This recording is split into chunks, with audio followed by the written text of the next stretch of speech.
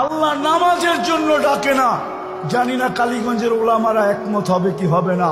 আমার মন বলে, আমার তাখাইয়ুল বলে আল্লাহ নামাজের জন্য ডাকে না।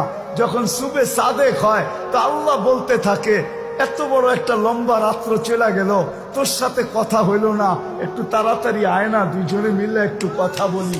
আল মুসাল্লিম ইউনাজি রাব্বা, নামাজি আল্লাহর সাথে কথা বলে।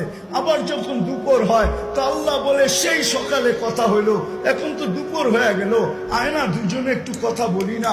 যখন দুপুর গড়ায় বিকাল হয় তা আল্লাহ যেন আবার বলে, সেই দুপুরে কথা হইলো, এখন তো বিকাল হয়ে গেল, আয় না দুজনে একটু কথা বলি না।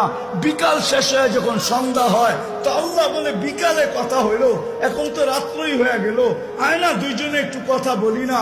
আবার যখন রাত হইয়া এসা হয় তো আল্লাহ বলে, এখন তো ঘুমায়া যাবি, সকালে উঠাইলে উঠবি, আর না হইলে আর কোনোদিন উঠা হবে না, চল না ঘুমানোর আগে দুইজনে একটু কথা বলে ঘুমাই।